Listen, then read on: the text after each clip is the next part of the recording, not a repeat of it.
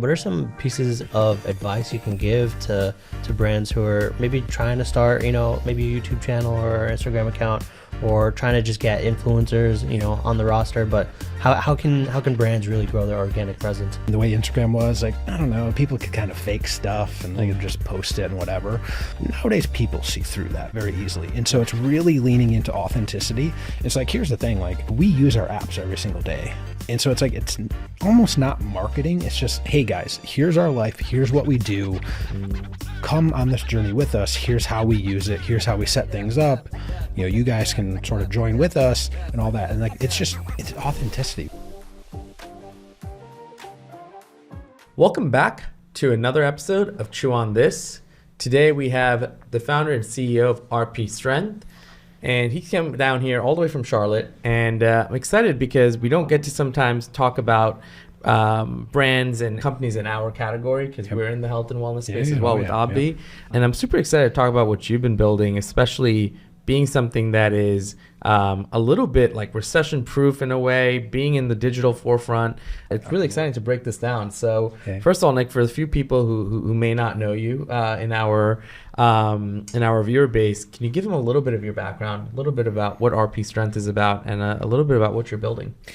Yeah. So I went to University of Michigan, and that's actually where I met Dr. Mike, who was a co-founder of RP with me. And then we were personal trainers in New York City for a while. He was there for about a year. I stayed for a few years. And that's kind of when we started RP, because he was getting his PhD at a school called ETSU, East Tennessee State. And he was training people online. I was training people in person. We kept referring folks back and forth until we were like, hey, why don't we just start something? So it really just started him and I coaching people. And then over time, it morphed into selling digital products, because we thought we had a pretty good framework. And we're like, hey, why don't we digitize this? Yeah. And then when we started selling digital products, we started to see it take off. The scalability was there. And we're like, oh, it's probably onto something here. And then that eventually led us into selling something called diet templates, which is kind of what first got us decently well known. And let's call it 2015 to 2018, something like that.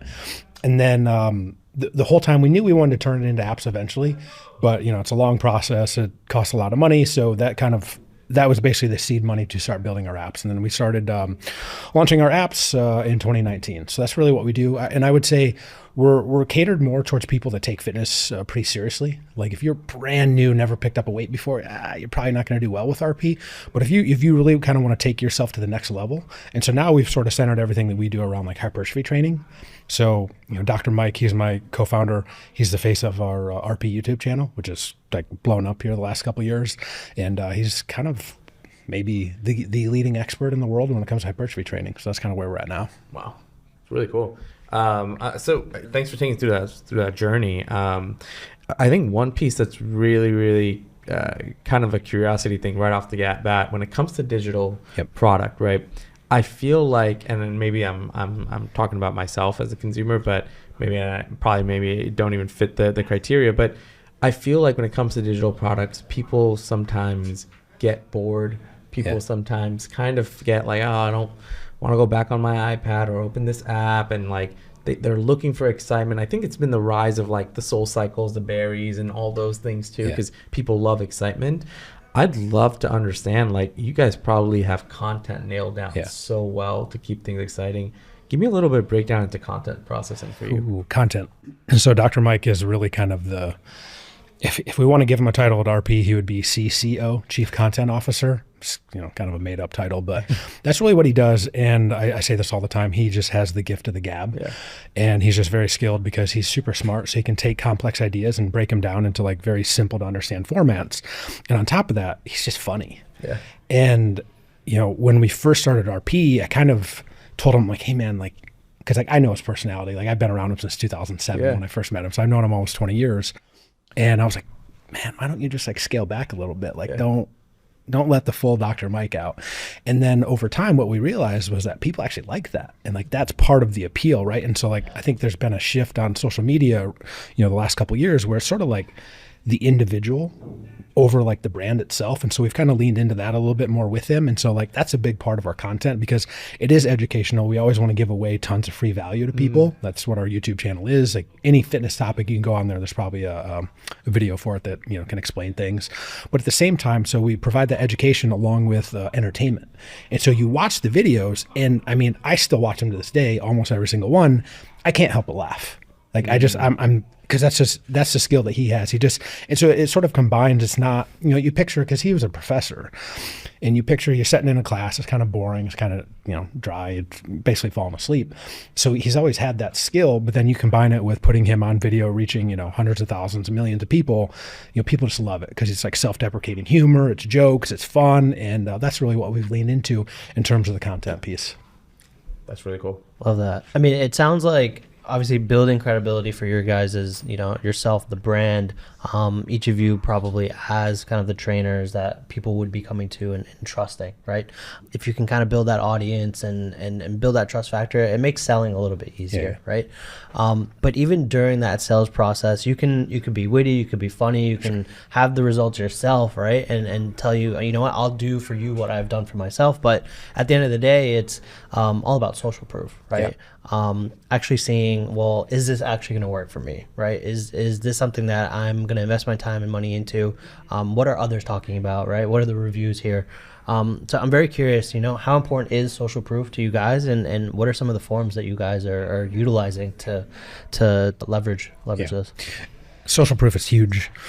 It's sort of been an evolution for us because in the early days of Instagram, like 2015, I don't know, let's call it up until 2020 or so, something like that. The use of before and after pictures and what we did, like selling that proof. What happened was when we first started, it was kind of like, oh, are these guys, like, can we trust them? Do we know what they're talking about? And you start working with some athletes and influencers, and then you start getting the results. You get the before and after pictures, you post that. It immediately builds the credibility. And then what happened was people sort of stopped asking, does this work? Because I was like, well, we've got a page here with like thousands of before and after transformations. It's sort of undeniable. So social proof has always been a huge part of that. And of course, I mean, how I found out about social proof was Robert Cialdini influence. That was kind of like, you know, the book, and you read that and you're like, oh, okay. So it's definitely been huge. It's transformed a little bit over time though, because what's really interesting is like nowadays, like, you can't post before and afters on Instagram. Right. Like, they're dead. And so we've kind of had to, you know, shift a little bit into more of that like individual, leaning into, you know, a little bit more of the Dr. Mike, a little bit more just like the, you know, education / entertainment piece. And, you know, by then, you know, we've had enough people use our apps and we've got enough reviews and, you know, I don't know, thousands of them and all that. So like it's shifted a little bit, but that's definitely where it started. And like when you go to our landing page, we still use that as part of the credibility process because people want to know that, you know, hey, is this going to work? Am I going to get the results that I want? So obviously on the social front, and even for us too, right, especially when we're running ads, we can't necessarily show the before and after, even if they are legitimate, right? Oh yeah. I mean, I think the reason why it's become this way is because there's a lot of bad actors out there, and 100%. You know, obviously we want to kind of shine through the authenticity here, but I mean, from what we've seen, right, is fully on our landing pages, the amount of social proof that we need. More is always better, right? So when it comes down to even like sourcing this from customers, are there other elements that you guys are doing, like whether it's maybe even like customer interviews or you know getting I guess kind of like testimonials written or video wise, but are there other stuff that you guys are doing to get that additional social proof? Yeah, usually we'll have some testimonials from like some top athletes or influencers, and usually that lends more credibility. So that, along with some before and afters, along with some written reviews too from like real people, I would say it's a blend of those three things, especially on the landing pages. Because you're right, you cannot use before and afters in ads anymore. Like we tried, and you know, sometime I forget at one point someone told us like, hey, like make a video and like that's not the beginning of it, and then you weave it in the middle, and like no, that doesn't work either. So yeah, you know, Meta and all that. They don't allow that at all, for sure. Are there any cool ways that you guys are doing to kind of extract this from customers? So we have, you know, automated email flow after people join, where we have some set markers, and like once they reach those, it's like for us, when you start a hypertrophy training program, it's usually like if you get a couple weeks into it, or like you end your first program and you start building the second one, that would probably be a time where we're going to ask people like, hey, did you like the app? Like, cool, if so, leave us a review. Like, what did you think? And so we'll pull some of that. So a lot of it comes from some like automated tags and triggers along the way. Got it. Awesome. So I'm curious, I want to get into the tactical pieces of growth. Obviously, you guys have been at it for 10 plus years now. I'm sure you've seen a lot of waves of the early days of, we were at a company called Shreds back in 2012, 2013, which was a fitness supplement brand. Sounds familiar. And back then, it was like you had to post on Instagram and hope for the algorithm to keep showing, the most recent thing. And then it shifted into, early days of Meta. And now, there's businesses built off of the backbone of Meta, right? Walk me through what the last few years, what have you guys doubled down for your growth? How much of it is like referral, word of mouth versus pay, just plain old ads on Meta, and what platforms are working for you guys? When we first started, it was all Facebook, like before it was Meta. When Facebook actually sort of provided value and people really used it. Nowadays, it's a little hit or miss. So it went from Facebook, then it went to Instagram, which is like the perfect medium for what we do. Videos, the before and afters, all that, people, Athletes, showing exactly, right? So like that led to, Instagram led into working with a lot of athletes and influencers, like affiliate marketing. That was huge for us for a while. It seems like, I don't know, call it 2021 or so, Instagram changed a bunch of stuff, and it really they sort of, it basically became all pay to play. And so, we kept doing the same things. We struggled for a while. And at the same time, I think in 2020, so when COVID hit, we had all this not free content, but we had all this content, but it was behind a paywall on our site. And we thought, what, the way fitness is trending, why don't we take all this information? Why don't we just start putting it out on YouTube? And I sort of thought all along, go way back to 2014. I remember sitting in a university classroom at the University of Central Missouri, which is where Dr. Mike taught, and he was teaching in a class of like 30 students. And I had never really seen this before, but everyone was like leaning forward. They were super engaged. They were laughing. He's making all these jokes. And I'm like, he needs to be doing this for 30,000, 300,000 people. And so when COVID hit, we started to transition more into the YouTube side of things. And we really started putting a lot of resources into that. And obviously it takes time to build up. So we were, heavily on Instagram, a little bit on YouTube. And so now it's kind of flip-flopped. Well, like now YouTube is probably, not probably, it is the number one place where people hear about RP. Wow. Because it brings in folks, and sort of easier said than done, right? Because like he has such the personality for it that it lends itself to that type of content. And like we've built out a whole production team where we've got, I don't know, something like 6 to 8 people, maybe not all full time, but some contractors in there that are just working on YouTube content. Wow. So like that's definitely our bread and butter. And then, referrals, paid ads go along with that, but it's sort of like that big chunk up there. It's definitely YouTube. Number 2 would probably be Instagram. And within that big chunk of YouTube, is it all organic there, or are you guys also then fueling it with a decent amount of paid? Mostly organic. There's definitely paid sort of layered in. So I guess how you view it would be like YouTube drives top of funnel. YouTube shorts are almost like a top of funnel for our top of funnel. It just drives even more people in. And then as people see Dr. Mike, they watch the content, they end up subscribing. What'll happen is a lot of people end up binge watching. So I just can't get enough of this guy. He's so funny.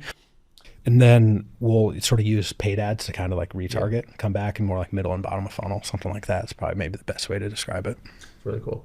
I love the strategy because I think organic is something that a lot of brands are missing. Yeah. It's like you start a brand, you immediately want to deploy, dollars into Meta ads or TikTok or Snapchat, right? For brands that are kind of struggling with creating an organic presence, and this is even something that goes for us too, where we're kind of like relying on influencers and tapping into their networks and their audiences. What are some pieces of advice you can give to brands who are maybe trying to start maybe a YouTube channel or Instagram account, or trying to just get influencers on the roster, but how can brands really grow their organic presence? So I'll say this, and it's a painful lesson that we learned, but I talked about it a little bit earlier, where we kind of didn't let him unveil his full personality. So he wasn't being his like true authentic self. And when we started to lean more into that, it led to more success and more growth. So I think that's probably a big piece of it, because I think gone are the days like sort of, let's say pre-COVID, and the way Instagram was like, I don't know, people could kind of fake stuff and they could just post it and whatever. Nowadays, people see through that very easily. And so it's really leaning into authenticity. It's like, here's the thing, like, you know, whether it's Mike, whether it's myself, like we use our apps every single day. And so it's like, it's almost not marketing. It's just, hey guys, here's our life. Here's what we do. Like, come on this journey with us. Here's how we use it. Here's how we set things up. You know, you guys can sort of join with us and all that. And like, it's just, it's authenticity really. And then I guess obviously you have to pair that with like a long-term time horizon, because it's not like, it's not just going to take off day one. It just takes a long time. And so you just have to sort of accept that like when you first get started, it's not going to be that great, but it's like anything, right? You learn, you iterate, you keep going. And then like over time it gets a little bit better, and it kind of, you know, builds upon itself. You get some of that momentum, right? It goes back to social proof. Like something that was really, really interesting was it seemed like on YouTube, when we hit, I think 500K subscribers for the first time, it almost like started to skyrocket. And from 500 to a million was like that. And then like from 1 million to 2 million, it happened pretty quick. And so now we're at about 3.5, but it is that ultimate social proof. You know, you go to a channel, you know, you see someone's got like, I don't know, 10,000 subscribers. You're like, oh, that's cool. But it just, if you keep going, you keep being consistent, you keep building that, then all of a sudden, you know, you've got 50K, 100K, something like that. And then it just tends to draw more people in, because obviously YouTube's filtering, you know, the algorithm is showing people kind of what they want to see. And so you just have to keep leaning into that, being really true to who you are. You know, obviously not everyone's going to have millions, but it can be a huge difference. Like, let's say if you're just running a coaching business, if you go from, I don't know, 5K to 50K, like you're probably set for life. You never really have to worry about, you know, mining for more clients or something like that. Makes a lot of sense. Thank you for that, Ty, guys. I think so many of the brands that come on, we're always talking about meta a lot. Yeah. So it's cool to be able to explore a different strategy. To go deeper into it though, where do you kind of like influencers, athletes, and kind of sit into your strategy? Do you guys do a lot of whitelisting? Do you do a lot of you know, cross promotional through other people's platforms, or is it all pretty much kind of doctored, no pun intended, to be you know, on your own channel? So I would say we used to be more reliant on athletes and influencers. We still do it now. We've probably got like a roster of, you know, if we count ambassadors in there, I don't know, like 50 to 100 people, something like that. Now, where we have started to lean into more is like on the YouTube, going back to YouTube again. But rather than sort of seeing other people as competitors in the space, it's like, hey, why don't we go and collab with them? Why don't we bring them onto our channel? Or like, why don't you get Mike to go on their channel? And so if you go, it's the same sort of principle, right? When you're at 100K, you kind of have to, it feels like people are doing you a favor to come on the channel and collab. And then all of a sudden you get to 500, you get to 1 million. All of a sudden those people start reaching out and they're like, hey, do you want to do a collab? And so it's really interesting because we've literally seen that happen. And so then it's like, well, why don't we just try to get all these other top people? Why don't we try to get them together? And that's like kind of everyone benefits, because you can do a video on their channel, you know, and vice versa. And so then like their audience sees you, your audience sees them. It's sort of just a win-win. So it's that mindset of like, maybe we don't view people as like direct competitors, but there's probably a way that we can work together to ultimately be better in the long run. So that's maybe a little bit more of how we're going with like athletes, influencers, but we do definitely still use it. On Instagram, we probably use it quite a bit. We've got someone on staff that, you know, manages that whole thing. We don't do a lot of whitelisting. And funny enough, that has recently come up and something that we're going to start leaning more and more into, because, you know, we don't even do that with Mike's page currently. And so it's like, that's definitely something that, and again, actually this goes back to like, you know, I've been subscribed to your guys' newsletter for a while. And so I think the one that just came out, you were talking about this. And so like, usually what I'll do is I'll read through it. I'm like, oh, this is really interesting. Oh, there's some cool ideas in there. And so I'll forward it to a couple of people on my team and be like, hey guys, check this out. Like, you know, not like, hey, we need to do this, but like, here's, chew on this, think about it, think of some different ways we can do this. Let's circle up here in a week. And then like, let's see if we can set something up where we can do this. So we actually don't do any whitelisting currently, but are trying to get into it because, you know, I think there's obviously got to be a reason that so many people do use it. Very cool. I love that. Chew on This is sponsored by, if you want to build a profitable e-com brand these days, then you need retention. Lifetime value is the lifeblood of your brand, especially when CACs keep going up. Being first purchase profitable is great, but you only really start to print money when that customer comes back over and over and over again. It's why subscriptions are such a big piece of our strategy here at Obvi. There's a big reason brands, no matter the size, are using a tool like Recharge. What we like is that they're not just adding a subscribe button on your site, they're a complete subscription engine, helping you convert buyers to subscribers, preventing cancellations, winning back churn customers, and they're even driving more revenue through smart upsells. That's why big brands such as Dr. Squatch and even Vital Proteins are using Recharge. So if you're looking for a powerful, all-in-one subscription platform, head over to Get Recharge today to see how you can pump up your LTV for your brand. Now, let's get back to the episode. I love the acquisition strategy here, right? It's like the most ideal setup for a brand where you have a top of funnel source, you do have paid that's kind of going after this middle of the funnel, bottom of the funnel, and you just have your guys' self just being the creators that people are looking up to and kind of engaging with. On the flip side, on the retention side, right? Getting people into a program, downloading the app. I would imagine that's also half the battle as well, right? And kind of keeping them on.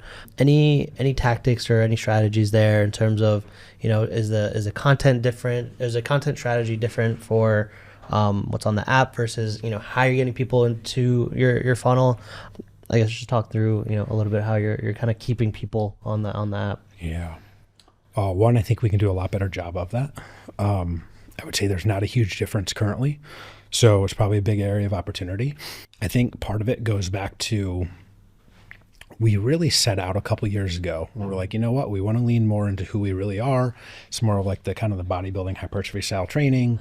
That's really who we are at the end of the day. Let's lean more into that, which means we have to go after a different type of person. Right. And that's someone that, maybe doesn't do CrossFit, because we were big into CrossFit for a while and we worked with tons of athletes and influencers on that side. And we've kind of gotten a little bit out of that, not completely, but we definitely made an effort to go after people that took training more seriously. And, you mentioned recession proof. I'm going to knock on wood here. We shall see, right? Hopefully that doesn't happen. But, my hunch would be that folks like that are not as immune to giving up training because, and I can speak for myself, and actually, like when we're done podcasting here, I'm going and meeting up with one of my friends and like we're going to the gym, right? Because that's what we do. And so when the gym is a huge part of your life and what you do, what ends up happening is like you don't stop. So this is a really interesting lesson too, because we have a diet app and we have a training app. And with the diet app, we saw a lot more like seasonality, like cyclical nature, where people would come and join for a couple months and then they would, not everyone wants to diet all the time, and you shouldn't diet all the time, but like they would join for a few months and then they would kind of stop for a while and then maybe they would come back, later in the year, the next year, whatever. But our hypothesis before we ever created the training app was like, we think these people are going to stick around longer because that's sort of who they are, right? It's part of their identity. And generally speaking, I would think that is sort of played out. But to your point, as we, so that's sort of our core. Now, as we start getting on the peripheral of that, that's where I think what you're talking about is going to come more into play, where we need to do a better job of that because these people might be more susceptible to dropping off here and there. If that makes sense. Right. Because you kind of like extracted everything that you can. And then unless again, these are people that are into working out. They already have, a good routine. And if you can't really give them more to graduate maybe to the next level, it's tough to retain them. Yeah. I think we see the same thing too, right? It's like for our customers, they're coming in, trying to hit a certain goal. You hit a certain goal and then it's like, well, we no longer need you, right? Which kind of like goes into the next question is are you guys launching maybe new products or maybe new apps or something new to kind of keep people around? Because I think that's just like a core strategy for us where, we're trying to hit, and try to provide, the certain supplements that, our customers are asking for, right? If they come in, for maybe for like hair, skin, and nail benefits, right? You have a collagen, but later down the line, you know what? Well, I want to lose a little bit of weight, right? So there's a product for that. And then just seeing what's trending, in the market. Well, how can we do our own spin on that?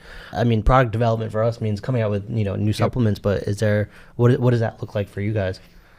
Product development is definitely still a huge priority. For us, it's really, people are using the app. What feedback, what are people saying in reviews? What are people saying? Like, we've got a giant Facebook group where people can, interact with other folks that, are on the same programs.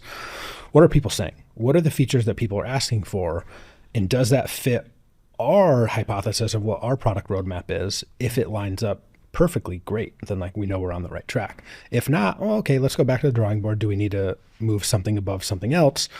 But for example, and this goes back to the retention piece, when you would finish one of our programs, and it would, usually they're 4 to 6 weeks long, people would kind of have to recreate from scratch what they were doing. We're like, that's probably a big friction point. And that's what people would say, where they're like, well, I don't want to have to kind of program, for myself again, week 1 of the next program. Mm-hmm. So what we did was our software engineers made an update. And so in essentially 2 clicks, and I'm not even kidding, it's 5 seconds. You can take your previous program, you can basically click 2 buttons, and then you have the entire next program built out with the sets, with the weights and everything. And so I'm like, that's huge. Yeah. That goes back to the retention piece, because you don't have to think about it, right? We want things to be simple for people. And if we can make it simpler for people, so now you can get theoretically, another 4 to 8 weeks worth of training, because another feature that we added was, sometimes stuff happens, people are traveling or whatever. You let's say you have a 6-week program. You're like, well, I'm going on, I don't know, spring break, right? That's coming up or already has happened. Well, I want to drop a week or I want to add a week. And so you literally have a button, and all you have to do is click it once, and it adds or removes a week for you from the program. It keeps everything else the same. And so I would say it's that constant iteration of making sure that we build stuff that people want. Some of it is because we all use the apps ourselves, so we have a pretty good inclination of we think we need to do this, this, and this next. But then it's, what are people saying? Does that match what we think? Or, do we need to go back and, maybe think about it and prioritize things? But that's really the core of it. I don't know if it's necessarily new products per se, but more the product development process in software. I think on that same note, I think, when I got to spend some time on your website and whatnot, the flip side of this that's really interesting is you've also been at it for a decade, and you haven't launched a breadth of an insane amount of products. It's not like you went and started multiple supplement lines or just finding products to sell to people to sell. You also, haven't maybe ventured out that much into gear, and I think there's a lot of distractions too that can easily come into play to, look at it. So how have you balanced also saying, hey, because you guys have the capital and potentially even bandwidth to go and do some of these things, because they've become, I think that the barrier to entry has become a lot easier to access. So how do you also now choose between hey, let's just get, obsessed about content, our app, our YouTube channel, and delivering value through that way versus ancillary products? Because I think everyone is always fighting that balance. Learning from past mistakes, because so if you're looking at the website now, we have definitely pared stuff down a lot. By design, because we used to, and we definitely did not have the bandwidth, even though you said that, but there's this allure, right, of you're like, well, we do this, why don't we also do this? Why don't we also do this? And well, that's fine in theory, but when you do have a smaller team, it just means you're doing more stuff marginally well or average versus, hey, why don't you just pick the couple main things that you're good at and really just double down on those? And I think that's a really big piece. And so we fight this all the time. So there's maybe, I'm going to make this term up here, but the creator curse. And what that means is Dr. Mike goes and he collabs with all these people. He goes on these big podcasts and all that stuff. And so what happens is you start to see everything else that other people are doing. And you're like, well, why aren't we doing that? Why aren't we doing that? Why aren't we selling supplements? Why aren't we, doing all this? And you're like, well, because that's probably their main thing. So true. Our main thing is apps. Guess what? They tend to be high margin. They tend to be recurring, which is kind of what at the end of the day, it's kind of what you want, right? And so it honestly is this recurring discussion that happens within RP where we have to be, guys, let's block out some of the other distractions and let's just try to stay focused on the couple main things. But it is always something that keeps coming up. It's just hard, right? We just live in that age where we see everything else that everyone's doing, and it just leads to like, well, they're doing it, why don't we? It's like, well, trade-offs. Sure. How are you guys seeing different trends, come and go, and how does that affect kind of like the programs that you guys are putting out and kind of the development there? That's a really interesting question. I think the trend is like more and more people are getting interested in fitness, whether that means from like general population, people are at least maybe starting to be a little bit more aware. I mean, like, Ozempic and all that stuff. It's like, you guys watch NCAA tournament or anything like that? Yeah. I mean, you can't go more than 5 minutes of watching that without seeing commercials for that. So I think like people are just becoming a little bit more aware, which is interesting. So like maybe leaning into more content, because sort of what's happened is like the YouTube channel is grown and now we're reaching, millions of people. There was that core. Well, just by default, we're starting to get more people from the outsides of it, right? That maybe aren't that core demographic. So how do we kind of balance that where we always want to lean towards who we are at our core, but can we start producing a little bit more content that is, I don't know, more beginner friendly or like intermediate friendly, something like that. And then I think like, the whole longevity thing, in general, I think people are more and more interested in health and fitness. Like for example, with Ozempic, people I think are a little bit more focused on protein and like getting in enough protein. So in terms of, it's going to sound like I'm talking out both sides of my mouth now, but we did actually start something recently. We were partners in it, but it's like a protein shot. And so like that's been pretty cool. It's called Genius Shot. It's like 23 grams of protein. A bunch upstairs. Oh yeah? I actually brought you guys a couple samples. Yeah. But like that has been really cool to see, because we do think there's a trend. Things are moving towards that. And like, by the way, it tastes really good. Yeah. And so when people have a hard time getting enough protein, man, it's the most convenient thing in the world. Like I literally, like when I travel, and I travel a decent amount, once or twice a month, maybe on average, dude, I take them everywhere. Yep. They go through TSA. That's why it was designed. The 100 milliliters, 3 ounces, fits through TSA. I don't have to go spend $7 on a Core Power, which by the way, I love Fairlife. I'm not going to talk trash on them, but like it's just so great. So like, I just think more and more people are, I don't know, maybe I'm biased, but like I hope people are being a little bit more interested in fitness or, health. Yeah, I'm also curious on where you look at the kind of the objective of what you're building, right? Because part of it is you're obviously created an ecosystem for people to be able to come in and look at diet and look at training, but also you've also created an ecosystem where people are looking for help, right? And I think there's also probably a lot of verticals that can come from that too. What's the goal here though? You guys have been building this for some time. Is this like, hey, we're gonna get this to a certain point and we want to sell this company? Is this like, hey, we just love doing this so that we're just sharing it and it's a lifestyle business and continue on? Or how do you guys think of that part of the business element that comes into play, especially when you're building? It's a really good question. We started as personal trainers. Mike and I both thought that if we coach people online and, maybe made $100K a year, we'd be like, that we're set, like we're good to go. And obviously things have morphed and change over time. So I don't want to, it's definitely not a lifestyle business, but we do love what we do. And about an exit, man, I'm not sure, right? Like, let's say we sold tomorrow. What would I do with my life? Well, I'm probably going to write into into like the terms of like, I can't have a non-compete that blocks me from fitness, because I'm going to do something fitness related. Like There's just no doubt about it. So it's funny because people have asked me that. I'm like, well, I would probably start some type of fitness business myself. Like I would probably just be a coach myself, right? Like sort of the same thing. So yeah, I don't really know, but I think, and Dr. Mike is really on this bandwagon, but I think, and hopefully the world doesn't like go crazy here in the next couple months, knock on wood again. For the next couple hours too, right? Next couple hours, here we are. There's ports not too far away. Like, holy crap, what's going on? But I think where we're likely headed, and where I will slightly disagree with my colleague, Dr. Mike, because he's like all about this. He thinks it's coming faster than ever. But something he's called the aesthetic revolution. of just like more and more people with like the rise of AI and technology and things sort of, accelerating on that slope, that more and more people will be able to now, whether it's from like biotech and like, literally drugs that can help get you the physique that you want.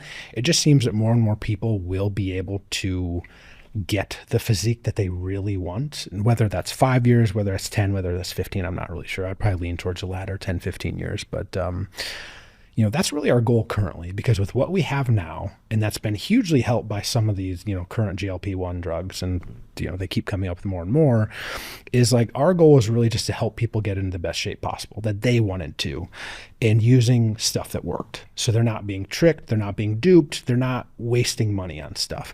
And so that's where we saw ourselves and do see ourselves currently, is to being that evidence-based company that helps people do that. And as things change, can we sort of keep up with that to keep providing that same end goal of making sure anyone can get the physique that they really want? And I don't know, man, I don't know if there's sort of an end goal to that, but just trying to stay on that trajectory.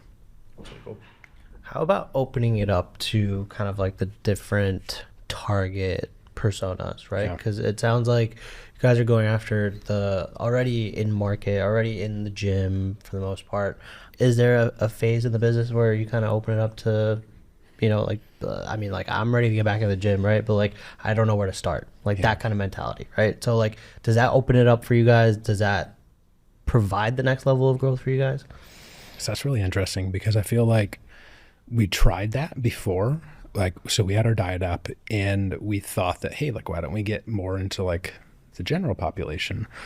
I call it the allure of the 1%. And you're like, well, there's just so many people out there. If you can just get 1%, right? Like just 1%, it's not that hard, right? It's just 1% of people. There's 300 million people in the US, 1%, 3 million people. You're set for life. What I sort of realized, and I didn't have a great understanding of marketing at the time. And so that was a painful lesson for me to learn. I was like, I got to really kind of learn more about this, more like holistic marketing. And so I set out to try to learn a little bit more. And you start reading. So here's how I like to work. If I'm going to learn something new, I'll take, 5 or so people in that space, and I'll go read what they all say, or listen to some of their podcasts.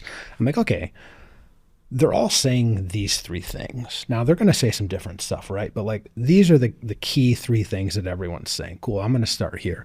And so it seemed like it was getting back to our roots, getting back to our who we really were, authenticity, led us down the path of more YouTube being the #1 space in the world for hypertrophy. That's why we called the app the RP Hypertrophy app. It's like, if you're looking for hypertrophy, we want you to come to us. You're going to find us. And it's like, well, that works really well for the people that are more serious. Can that also work for the brand new people? I'm not sure. Honestly, I'm not sure. Could it be another, I don't know. Could it be an acquisition? I don't know. We can do it because we see some of those people coming in, but I think it takes a good amount of warming them up through education and through the YouTube channel and all that. Because, if we go to paid ads, we don't do well top of funnel. Because if you've never heard of us before, you're going to see this crazy looking guy and you're going to be, I don't know, who's this guy, right? But let's say you stumble upon the YouTube channel, someone tells you to go watch it, and you watch some of it, you watch a few of them, and then then you start seeing some paid ads. You're like, oh yeah, I've seen that guy. Oh, I like that guy. That works for us. So I'm not sure, man. I don't have a great answer for that one, unfortunately. And if I did, well, No, fair. I mean, does it raise the question of some of these other channels that are kind of popping up, right, trending, right? You guys are big on YouTube, but what about TikTok, right? Can you get in front of a different audience? And I think that is a big struggle for a lot of brands out there, that they're so reliant in one place. And the buzzword over time has been, diversify, multi-channel, omni-channel, right? So I'm curious, maybe, getting into some of these other, platforms, you could maybe potentially hit a different demographic, if you're on TikTok or even on Snapchat itself, Yeah, to me, that sort of goes back to, what you had mentioned about do you keep building out new products? Because we do pretty well on YouTube. We do pretty well on Instagram. We do pretty well on paid ads and stuff. And it's there's probably a trade-off there of like, we might just need to bring on more and more people in order to keep up with that. Or like, do you keep branching out into other stuff that like might do well or might not do well? Or do you really just try to like just double or triple down on the couple areas at work? I would lean towards currently, we're probably going to hopefully double or triple down on the few key areas that work really, really well. But like, it definitely is a really interesting thing to, because like we are on TikTok. I don't think we do super well there, but like sometimes the virality of my colleague, like, you know, it'll do pretty well there. But there's, I mean, you know, I'm sure there's probably some good stuff that could be had there. Yeah. I'm really curious on getting through some challenges now. You know, you guys have obviously been building through different parts of life cycles, both for the brand and the economy and the market, etc. Maybe you can share a few recent challenges that you guys have had to go through. Maybe you're still going through them, or maybe you've been able to tackle them. Just because I think some of our viewers, we're all facing different challenges, and I think it'd be cool to talk through some of them. It can be in any category. Yeah, I think we already talked about a couple, so I'll just kind of briefly hit those again. But it was trying to get away from our core demographic too early, too soon. And then when we sort of went back to that is when we saw, you know, the Hypertrophy app really take off because we leaned more and more into that. That was one. I think number two really is, again, what we've just touched on a couple times, was getting distracted and not staying focused on the couple key things. And that really, it just hurt us because we don't have a huge team. And so what happened was we were trying to do, let's say, 5 or 6 things, and they weren't exceptional. Well, freely admit that they weren't exceptional. So like, for example, we tried doing a certification program. We're the experts. Like, we've got PhDs, you know, up the wazoo on our staff. Why aren't we doing this? Well, we can, and we did it. It was fine. It was a very good cert, but it wasn't the best. Like, have you guys heard of precision nutrition? They're kind of the gold standard. Why is that? Because that's all they do. That is their thing. And so it's like, well, if this is kind of our third thing, right, after both apps and then cert, it's really hard to compete with a company that is probably even bigger than us, that has every resource that they have dedicated to that. And so we're like, we just can't really do it. Why don't we just double down on the couple things that we think can really do well? And, you know, so far it's been great for the last, probably, I'll call it about 2 years now. It's really cool. I had one more question. This is more around when you look at the ecosystem of building an app. There is an element of where you have to get people to take an action to be part of it, which is download the app, right? But then there's also like a lot of organic stuff happening on social platforms. You have your website, and then you have the YouTube channel, but then there's this extra action. Whereas, you know, a business like ours, which is like, hey, you see this ad, click to our website, buy now, right? I'm not waiting for someone to take another step.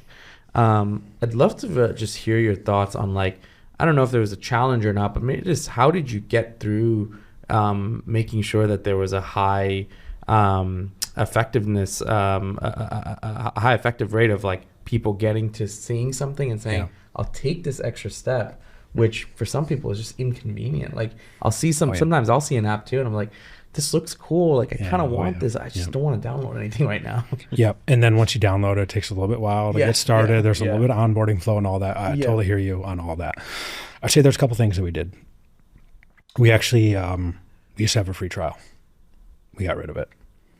Because what would happen was we would get really unqualified leads coming in, and they download the app and they're like, is it okay if I swear on this podcast? Or Yeah, go for it. It's like, what the fuck is this? And we're like, okay, those probably aren't the people that we want. So we're like, okay, no more free trial. Like, you have to pay to get in.